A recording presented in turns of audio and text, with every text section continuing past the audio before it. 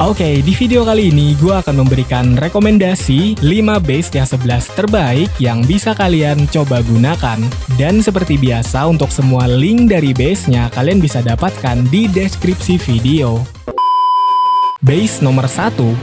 Oke, jika kalian sedang mencari sebuah base TH11 yang lumayan bisa untuk bertahan dari hampir segala macam serangan pasukan lawan, maka di sini gue bisa rekomendasikan base yang satu ini. Karena di sini bisa kita lihat untuk penataan dari base-nya itu lumayan cukup rata ya. Dalam artian penempatan bangunan pertahanannya itu tersebar secara merata di setiap area base. Yang dimana tentunya dengan kondisi seperti itu membuat hampir tidak ada celah dari base ini. Karena ya itu tadi, semua sudut maupun sisi base manapun itu akan ada pertahanan yang menjaga. Alhasil kedepannya jika base kita ini berhadapan dengan pasukan lawan yang tersebar juga di base kita, tentunya pertahanan kita tidak begitu kesusahan untuk menghabisinya. Dan belum lagi kalau kita lihat juga untuk base-nya itu adalah tipikal base yang lebar. Jadinya otomatis pasukan lawan ada sedikit jeda untuk menghampiri bangunan berikutnya. Dan disitulah kesempatan pertahanan kita untuk menghabisi pasukan lawan.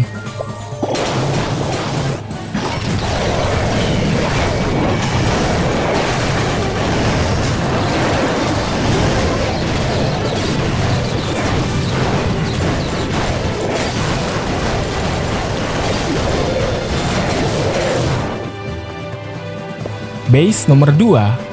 Dan oke, kita lanjut lagi ke rekomendasi base berikutnya. Nah, seperti biasa di setiap video rekomendasi base yang gue bikin, base dengan tipe ring seperti ini selalu gue rekomendasikan kepada kalian. Karena memang untuk konsep dari ring base itu sendiri menurut opini gue itu adalah salah satu konsep base yang paling bagus. Karena dengan konsep ring base seperti ini, kalian bisa membuat lawan yang bermain pasukan spam ketika menyerang base kalian, itu sangat tinggi sekali potensinya untuk mereka hanya bisa mendapatkan 1 bintang saja. Karena ya di sini kalau kita lihat untuk penataan dari base-nya itu sendiri memang bisa dibilang sangat tidak cocok sekali untuk diserang menggunakan pasukan spam. Yaitu di sini ada tembok yang berlapis dan juga area spasi kosong. Yang dimana lagi-lagi itu adalah mimpi buruk bagi pasukan yang dimainkan secara di spam. Karena itu bisa aja membuat pasukan hanya mengelilingi area luar base ini saja tanpa bisa mengakses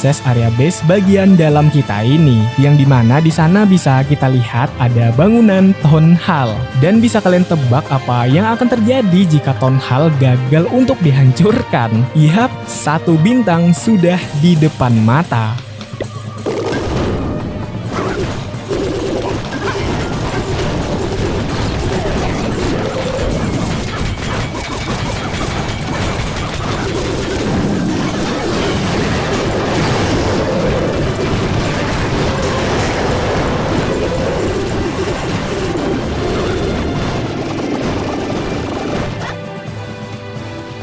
Base nomor 3.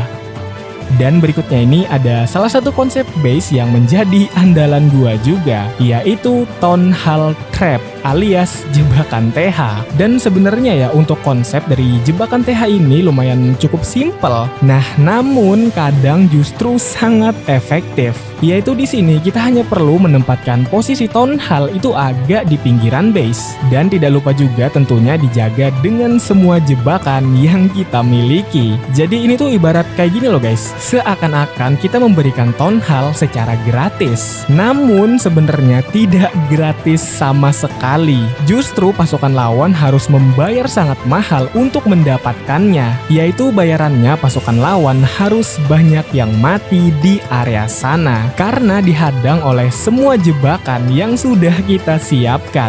Dan ya bisa kalian tebak apa yang akan terjadi ke depannya dengan kondisi pasukan lawan yang sudah menipis. Yaitu tentunya pasukan lawan tidak akan kuat untuk melanjutkan penyerangan. Dan seringkali serangan harus berhenti di tengah jalan. Karena ya pasukannya sudah habis, jadi mau apa lagi yang dilanjutin?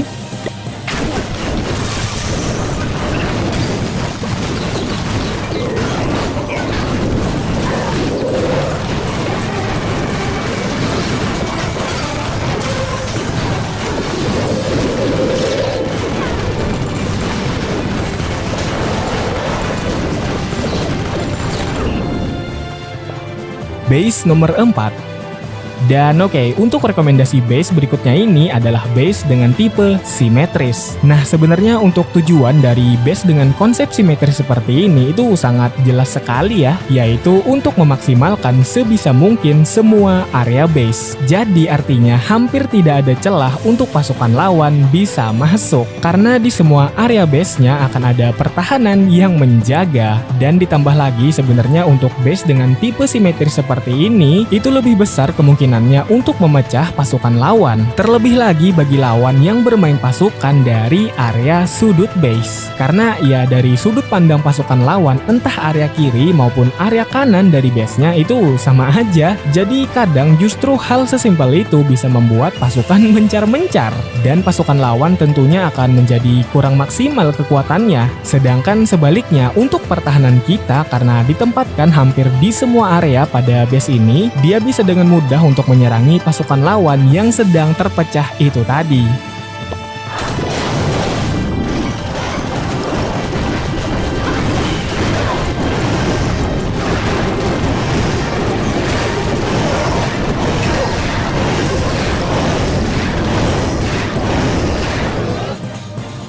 Base nomor 5.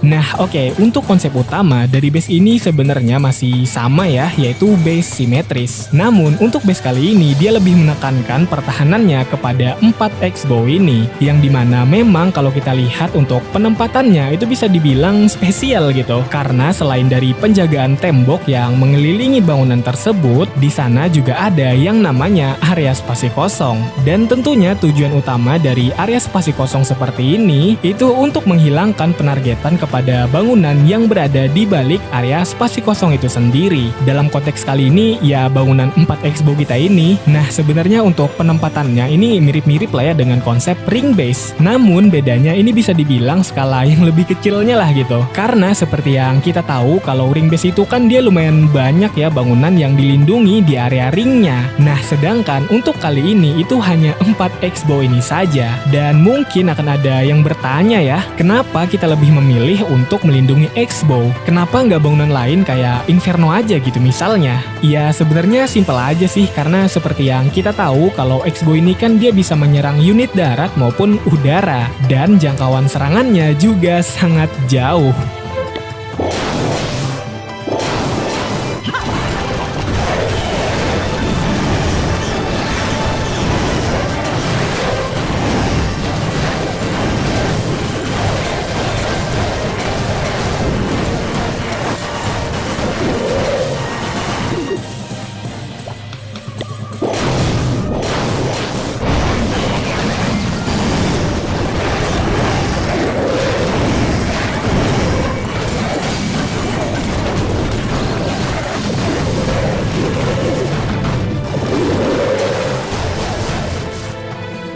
Base nomor 6.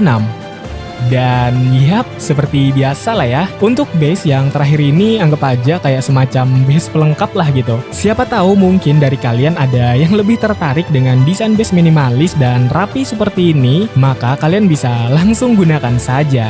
Dan oke lah, gua Padli, will be back. Semoga